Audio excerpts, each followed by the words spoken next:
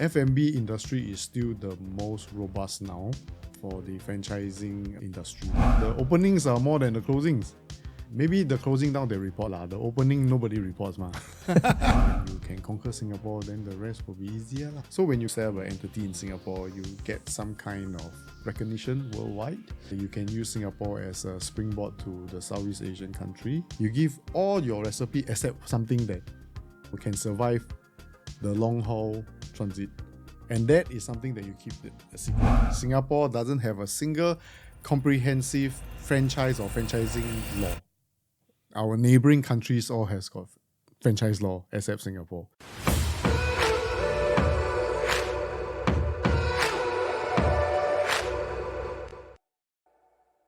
Hi everybody, welcome back to the Epic Podcast, and this is Epic Events, of course, where we are bringing together all the events and featuring them here on this podcast so that you can make the choice of which ones that you want to attend this year. Of course, we want to introduce the best ones to you, so thank you so much for being part of this podcast.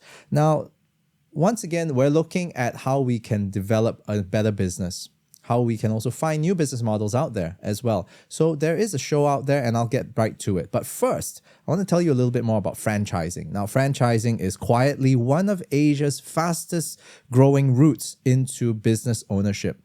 And the 2026-27 playbook is shifting very, very quickly. Now, to unpack this, I've invited Gan Shi-wen. He's the president of the Franchise and Licensing Association of Singapore.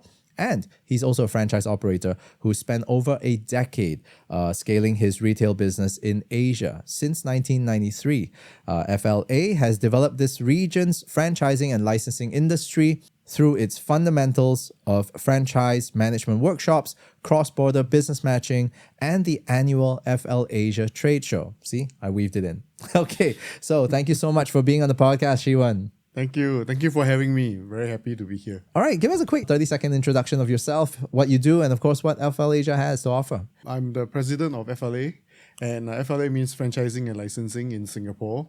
So we are an association with about 150 members. That being said, 150 is not a big number, but then collectively, the stores that our members run could run up to 50,000, 60,000 across Asia. And then my day job, I'm from Commune. I'm a furniture retailer, and I franchise my brand and my business into Asia since 2012. So yeah, that's me. And why am I here? I'm here because of FLA Asia that's happening 13 to 15 August this year. And I think it's very exciting. Yeah, with all the local brands going out to Southeast Asia and foreign brands coming into Singapore. As part of the entire podcast, I remember this year we were just talking about how do you build a better business and understanding various business models out there. And franchising, after doing last year's event with FLAsia, it really opened my eyes to so many different models that I used to think that franchising was just, okay, I'll just dump money in there and it's expected to kind of, run a business and make some money. But the truth is there's so much more to it, and then opened up the world of licensing, of IPs, characters, so on and so forth. Just to get a character onto a plate, there is a process and there's a model and there's a strategy that goes on behind it. So I love the fact that there's so much more to unpack and uncover through this process. And I thought that as an aspiring entrepreneur, as somebody who's trying to run a business, these are other models for us to learn from and for us to grow. So now comes the hard part. You've got to tell me a little bit more about what the franchising landscape looks like in 2026, really, and probably beyond. For franchising and licensing in Singapore, it is always in the shadows. This mode of business is still not very common in certain industry. And for now, I think the most popular one is still the F&B industry, that franchising is very popular. So how we see it evolve since last time is that it is still robust since previously. For you to relate, the first Taiwanese Pao Cha that came in, that is a franchise, right?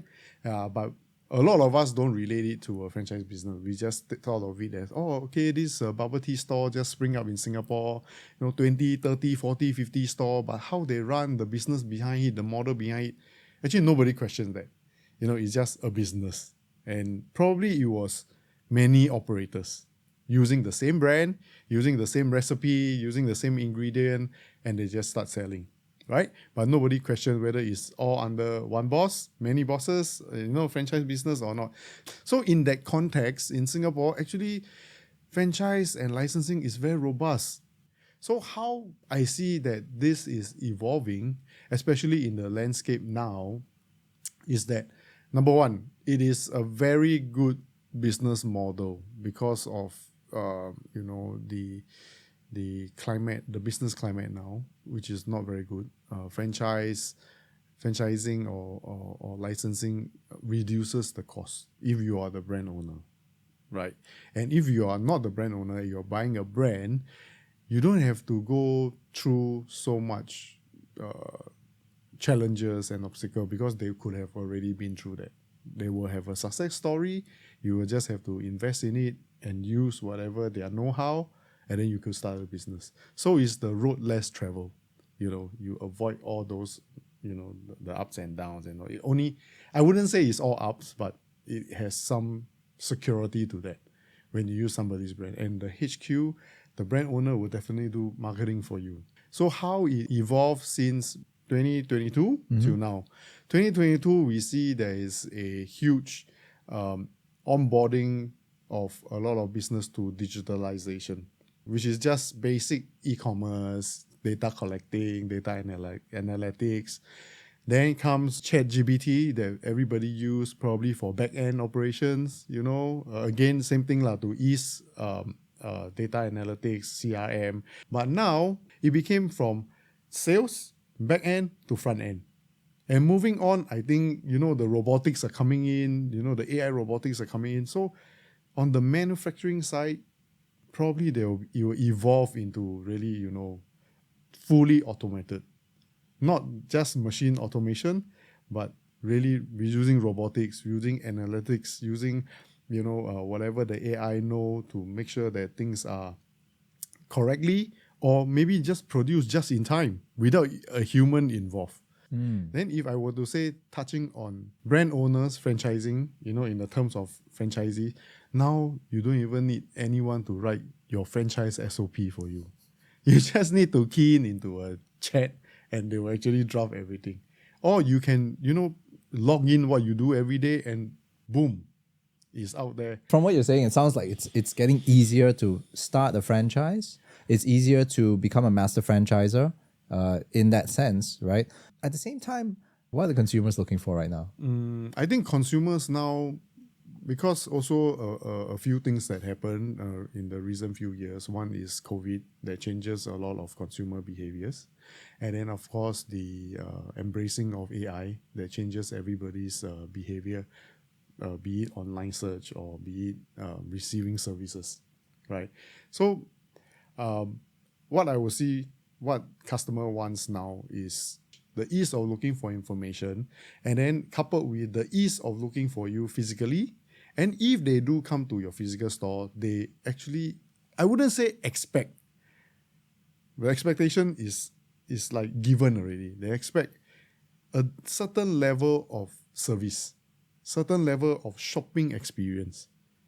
Then that caters to them. Okay, so shopping experience last time could be, the shopping journey, then how your staff and all this. But now you have to have some type of technology infused into your experiences. The wow factor is different now, right? Back then, like what you said, we would walk into, back in the day, there was department stores like John Little, and, of course, these are all unfortunately gone already. But even going into furniture shops or beddings, for example, if you go in there, the wow factor in the past used to be an actual person who would welcome you and greet you and make you feel special. It's very much like the doorman at the hotel, right? I think the listeners have probably heard this one before.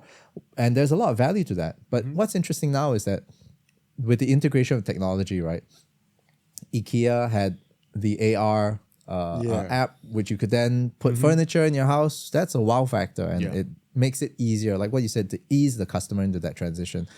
I'm just wondering, like, on the franchise side of things, right? As a franchisor, are you seeing more of this integration coming in to make it easier to set the franchisee up for success? And another thought moving forward is, does that mean that franchisers, or at least now a franchise, no longer comes in a classroom, but it's going to come in a box? All right. I would say that for franchisor, brand owner, right? If you embrace technology and make things so efficient, and then of course you will definitely implement this to your flagship store, to make the success more prominent or make the experience better. So when you have all this in your flagship and when you start to sell a franchise, definitely your franchisee wants everything. So the franchisor from the start must have a mind map of the next 5 to 10 years. If I were to tap on this technology, will this technology propel me or sustain me for the next 5 to 10 years? So that I'll be able to cookie cut across all my stores, franchisee stores across the world. So they must have this mind map already written. They shouldn't, this is a trap, you shouldn't take on technology for the sake of taking it on. Or because Singapore government got support lah. But you shouldn't do that. No, you should have a mind map of sustainability and longevity, and whether it is feasible to be in all your stores internationally. So that is the consideration that you must have.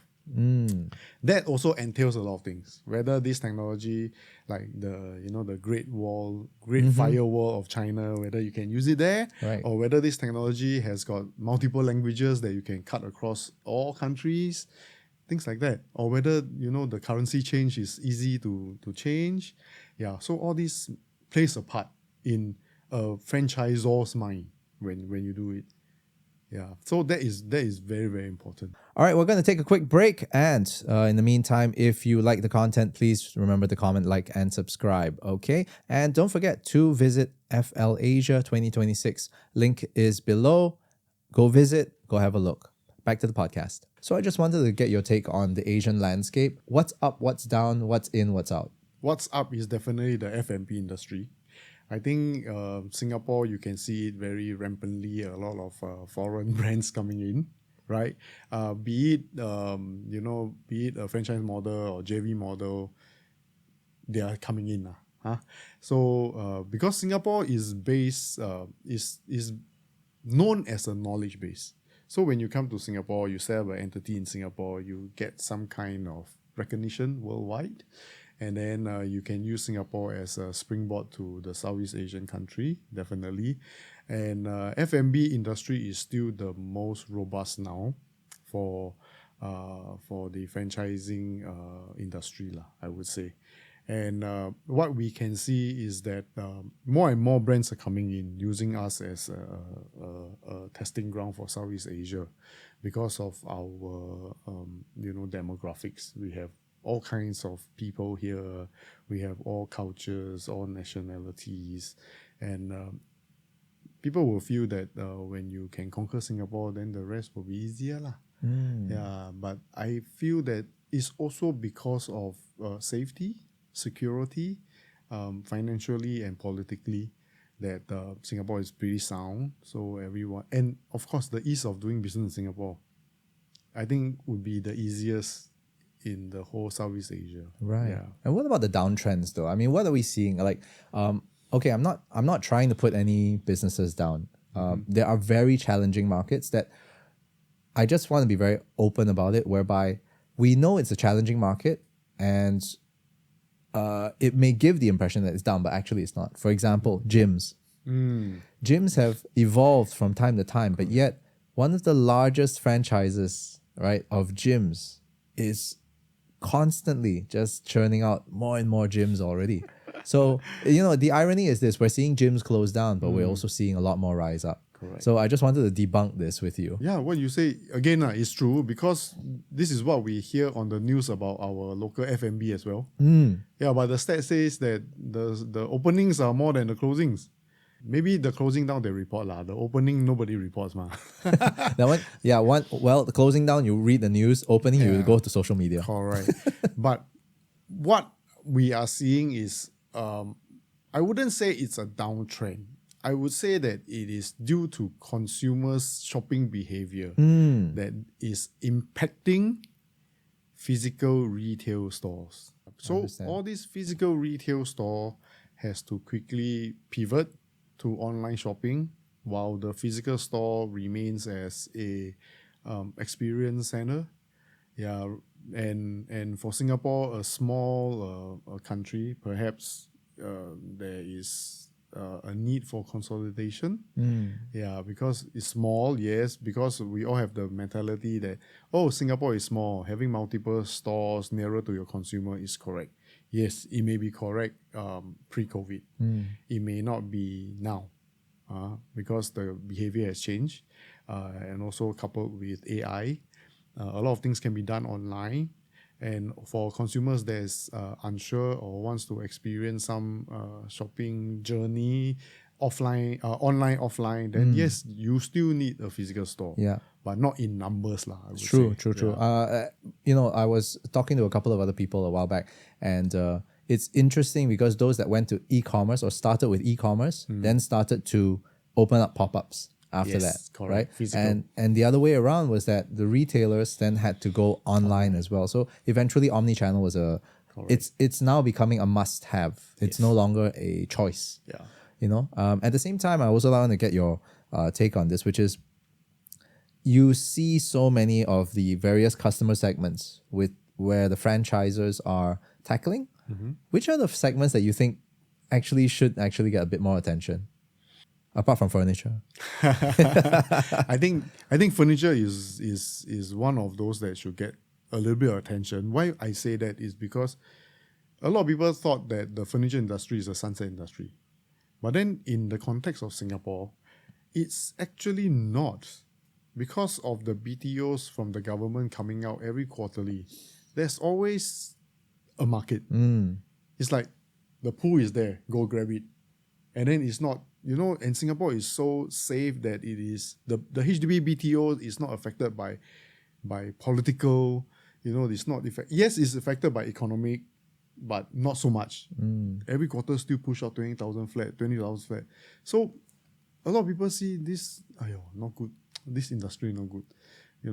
Furniture industry, sunset, nobody wants to do. But now we see a rise in young entrepreneurs coming into this industry. Yeah, you're right. Like, I'm seeing a lot more mattresses, beddings, and even I think handcrafted furniture is all coming back as well. Yeah. So very interesting market that now that you bring it up. Is there something else as well? Retail law. Retail, still retail. Retail, still retail. It's not because of the franchise model or licensing model. I think it's the environment that caused this to be a little bit of a slowdown.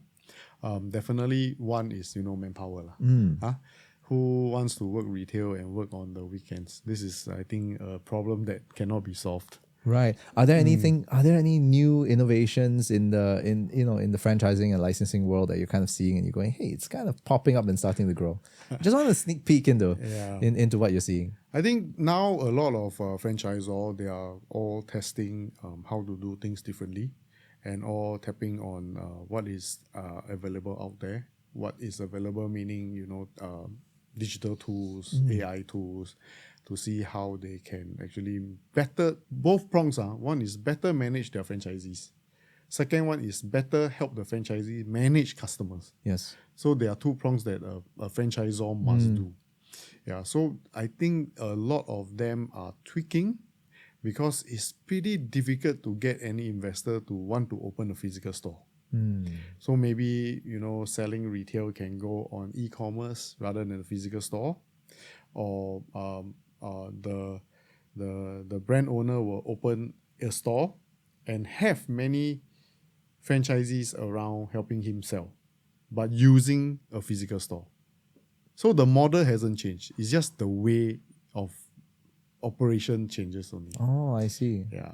Yeah, I feel that the technology aspect of things is also very unique in this sense, because when we talk about monitoring sales, marketing, brands, so on and so forth, technology is great for that. You can have everything is just live. You can just pull it at a snap of your fingers, at a click of a mouse, you got everything. But one thing we cannot monitor live is quality assurance, customer experience. So that part, I think, will never change, and the more we rely on technology, that part is going to fail to an extent. But then I think this one also comes with customers' expectation of what service is like. You know, some customer doesn't like to talk to an AI. Some customer likes to talk to a customer, a human for after sales service. So you need to understand your market and what your target audience wants. In my personal opinion, if it's low price product, no issues talking to a robot. You know, after sales service, hey, I don't want to return this, I want to do this. Faceless, you know, just like how you do on your online platform now. Faceless, just chat. The chat, I think 90% would be It's probably a bot chatbot, yeah. So for the more expensive one, you know, your target audience buying this kind of high tier product would not want to talk to a bot. They want to talk to a person, probably on the phone or maybe in person. You know, so you got to understand who you're targeting. This sounds quite new to me because, again, in terms of developing your playbook, and I'm sure the association does a lot of workshops to keep coaching and guiding franchisees and licensees, right, about what they should look out for, and the other way, which is, of course, the brand owners themselves and the principals, to be able to guide them along. So just from your take, right, from the association standpoint, is this, I'm sure that there are more facets that has changed and evolved in the training pedagogy, if you wanted to, right? To steal a line from the Ministry of Education, your learning pedagogy. How is that being adapted and also evolving from the association? For now, FLA is providing courses from the fundamentals of franchising to how you go overseas to franchise law. I think in total we have 8 courses. Yeah, but honestly, we haven't touched on technology and AI yet. Yeah, so these are new courses that we are trying to develop now and to offer to the public as well as our members to teach them or give them a background of how you use, you know, AI technology into your business, be it franchising or be it licensing. Yeah, so now what we provide is to equip our members' manpower pool to be more ready to take on franchising and licensing. So I think now it's very much fundamentals. We haven't even touched on the AI coming in yet. That's interesting. And also, just picking your brain on this, the future of franchising and licensing, how quickly is it going to be to adopt something as a franchisee or licensee now? I think for me, or for my members, I think if the adoption is done from the top down, from the brand owner down, the adoption is very fast. What's the time frame we're looking at? I mean, traditionally, let's say pre-COVID and now, what's the time frame in terms of that difference? How quickly are we moving? For now, probably it depends on, again, it depends on the brand and industry. Some brand owner, like us, we would like to use it, test it, run it until it's efficient, maybe 6 months, 12 months. Then we start cascading down to all the stores. Yeah, so I would say the time frame is about 12 to 24 months. Wow. Yeah, and I have to touch on that the take-up rate of adopting technology now is pretty much faster than pre-COVID. Pre-COVID, a lot of, you know, traditional businesses, no need one I'm doing well, why do I need this, right? But when COVID hit, they see things differently because everything changes. So now it's easier to convince traditional business to go on this mode. Yeah, but that also means monitoring is even more difficult because everybody has their own ideas. So, but then the thing is, for franchising per se, it's easy because the decision comes from the brand. Yes, true. Yeah.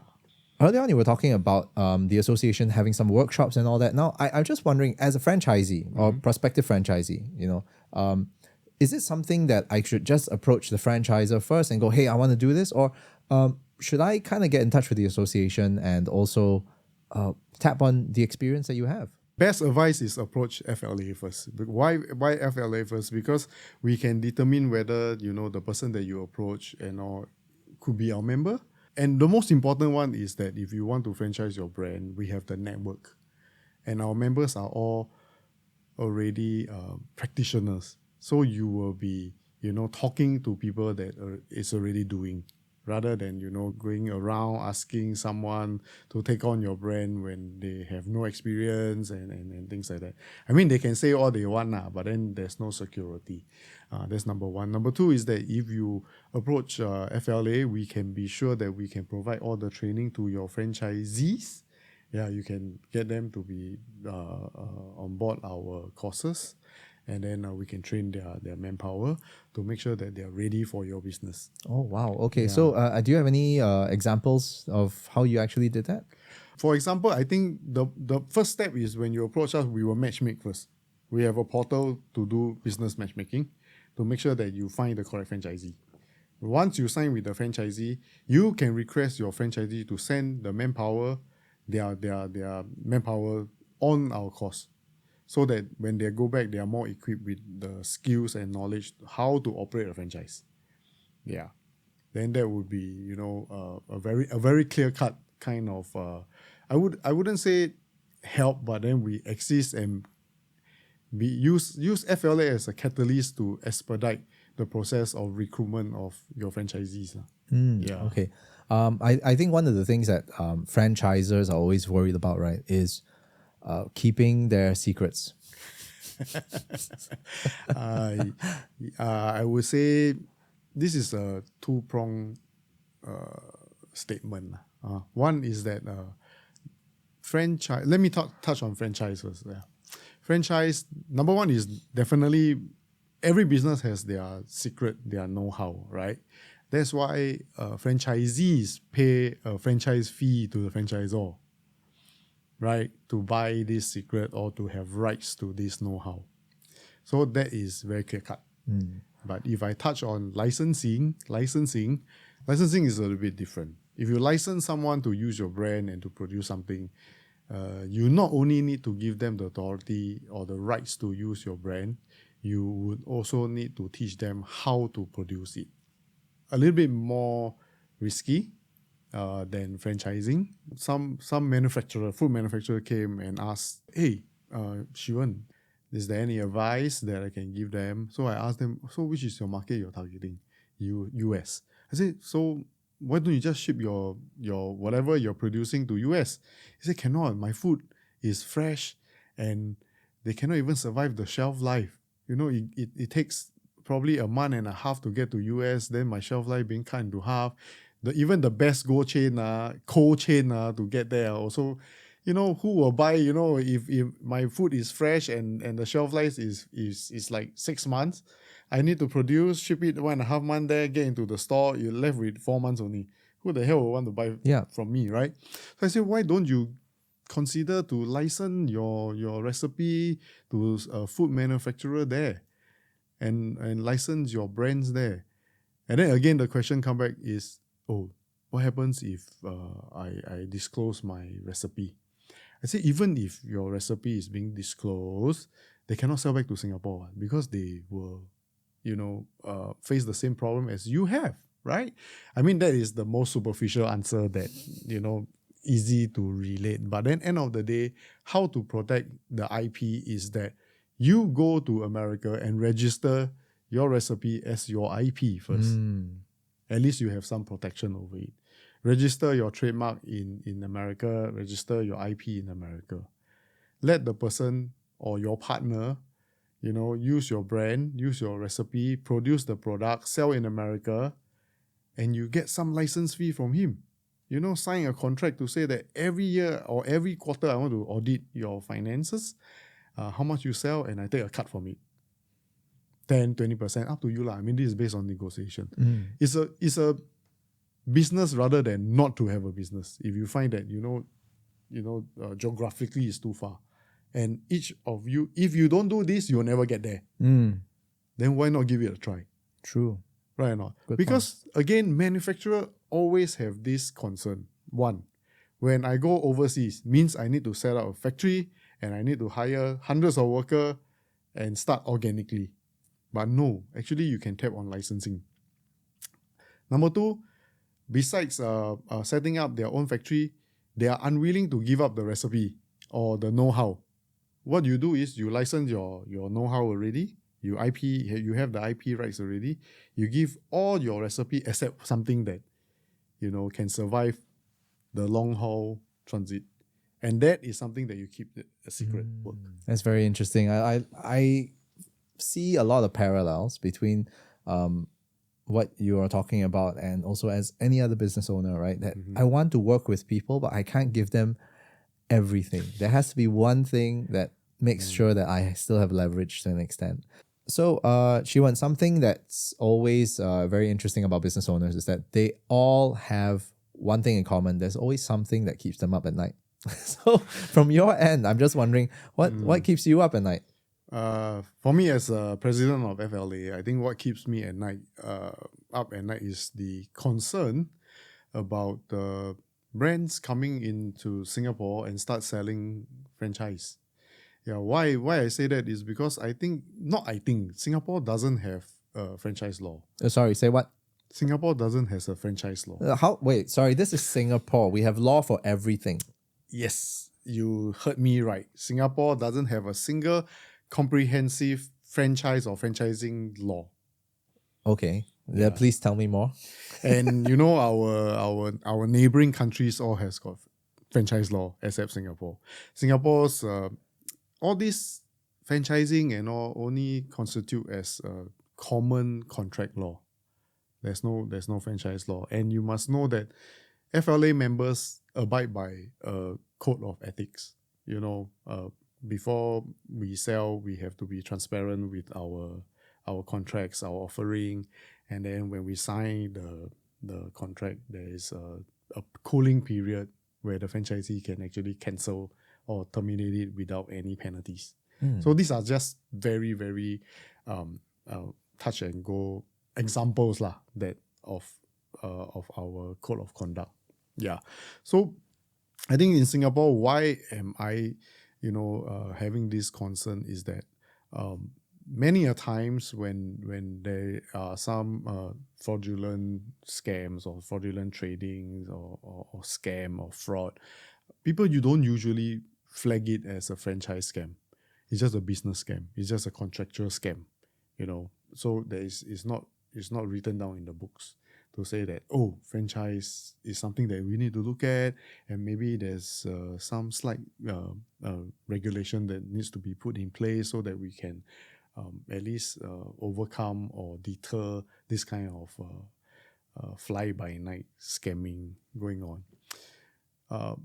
So if it's not flagged as a franchise scam, nobody's going to do anything, right? It's just a contract law, business contract law, or business contract fraud. And I don't think it's very healthy for the businesses in Singapore. Why is that so? Number one, of course, to prevent that. Number two is to collect data and statistics. I know the data and stats for my members who have registered with me, but I don't know about a lot of others. Right? There are so much of franchising and licensing out there that FLA has no data on. And I believe our stat board doesn't have this data as well. So, yeah, it's true. Yeah. So a few things, there is, when you register as a business entity in Singapore, the the SSIC codes doesn't have franchising, licensing. Okay. Yeah. And why don't have? I mean, it's a mode of business, right? It's a primary activity and a secondary activity, right? You can be primary activity franchising or being a franchisee, secondary activity being retailer or F&B, but no, don't have. I don't know why it's not a standard code there. But if it's a standard code, then we will know which company is doing franchising and licensing, right? Yeah. Then second is that when a foreign brand comes into Singapore and register IP in Singapore, I think we don't really question why you register IP in Singapore. Whether you are coming in to a JV arrangement, or you are coming in on your own opening a flagship store, or you are registering your IP to actually sell your franchise in Singapore or sell your license in Singapore. No question asked. So I think it's pretty worrying in the likes of the current 1 or 2 years in Singapore that so many foreign brands are coming. I think the negative side is that you hear a lot of local Singaporean brand closing down, but you don't hear them. You don't hear any of the Singaporean brands opening. It's all the foreign brand opening. Yeah, it's not that for us to put any more red tapes on business coming in, but it's good to make them at least abide by the code of conduct, code of ethics, to be fair, some pre-sales evaluation by FLA or stat board, and to collect data and to make sure that they are sound, fair, transparent, and legitimate before they can start selling a franchise. So what's FLA going to be doing about this? Don't know lah. Hopefully somebody out there will hear me. No, I'm trying very hard to do two things. One is to educate the public and businesses or entrepreneurs on this aspect of things. Second is to actually talk to government agencies to see what we can collectively do something for the community in Singapore. Yeah, it sounds like there needs to be a lot of education on this, because as a franchisee and a franchisor, the franchisor should know and they should understand, and franchisees should ask for it as well for their own protection. Correct. So that being said, I think it's something worth fighting for, and really wishing you all the best for that. Thank you very much. I hope I can do something about it in my term. I think we've talked a lot about franchising and licensing, and of course there is the upcoming event, Franchise and Licensing Asia 2026. Yes. And one thing I think that people who haven't been there before, one thing you can expect is definitely a lot of the brands are going to be there for you to see it from, ranging from F&B to services and much more. For 2026, what's the new stuff that we'll probably be seeing? There's got to be just more than just brands, right? It's going to be a very exciting one. Why? Because we have more country pavilions from Thailand, Korea. We have Japan, and a new addition is from China. All the brands coming in from China. Of course, it's not just brand per se. You don't go to you don't just go and take the brand. You need to understand the brand and what works behind the brand. That is most important. Right? Not say, oh, this brand sound very sexy, then you just take. No, you must see how it works behind. And some of the exhibitor really has got that technology or that machine that is working behind at the show for you to actually look at it. Yeah. Like pizza making machine, they cook it in an instant, within 5 minutes, a slice of pizza is done. Or, even vending machine, they show you how the vending machine works and things like that. The actual physical product is there for you to see. So that's one. And of course the brands. The third one is that we also screen through all the exhibitor to make sure that they are legitimate and they are ready to franchise before they come into Singapore, into our fair. And of course service providers, there will be consultants to for you to talk to, for you to, if you need guidance and all, there will be service providers. And again, we are continuing with our license village. So you will see a foreign license as well as local licensee. Licensor, not licensee, licensor. Like, this one I can mention, like the Ang Ku Kueh girls and all. They will give you example of how to commercialize their IP from art or design into merchandise. This is called commercializing IP. So I think a lot of businessmen, a lot of traditional businessmen, manufacturer should come, take a look to see how commercializing IP can help you in your business. The best example for nowadays is PopMart is actually playing with licenses. Oh, are they? Yeah. PopMart, they are actually classified as a toys and gift business, right? But actually their core is licensing. They buy license from artists, they make it into merchandise, and they sell. And when they sell, they give a license fee to the artist. So you can see in their store, there are many, many, many IPs, right? There are many, many, many figurines and all. Some may be their own designer, but most are not. One of the best experiences that I've had at the event was not just looking at the innovative brands and also a lot of trying out the food. That's awesome, right? No, not just that. But there's so many new innovations, like what you mentioned, vending machines. There are so many types now. I mean, there were even helmet cleaning machines that were on there. So these are things that you would never see, right? Unless you go there. And that gives you an insight into what's to come. So if you're a business owner, you're a somebody who is aspiring to be a business owner, or I think that if you even want to consider getting into a business, right, and just seeing what's out there in the market, because it affects your ecosystem, it's good to have a look, because then you kind of see what's the next step or what's the next stage of retail that you're going to see. Correct. Yes. I think for the young entrepreneurs out there, if you are thinking of starting your own business, don't think so much. Come to the exhibition. Take a look first before you decide what to do. All right. So that being said, I'm really, really enjoying this conversation so much, but we'll probably have to take this up for a second round one of these days, when you've got some time. Okay. But in the meantime, closing this out, that camera is yours. Feel free to just let everybody know how they can get in touch with you and, of course, get involved with FLA. For FLA, if you want to get in touch with us, I think we are easily being searched online, Facebook, LinkedIn, Franchising and Licensing Singapore. Go on our website, take a look at the exhibition, which is called FLA Asia 2026, happening 13 to 15 August. And if you are aspiring to be a franchisee or licensee, come join our courses. Then you will learn more on how you can manage franchising. Ladies and gentlemen, thank you so much for being part of this podcast. And of course, Shiwan, thanks so much. And we will see you in the next episode of the podcast. Thank you so much for tuning in. Remember to like, comment, and subscribe. And of course, register for FL Asia 2026. Link is below. I hope to see you at the event. Bye, everyone.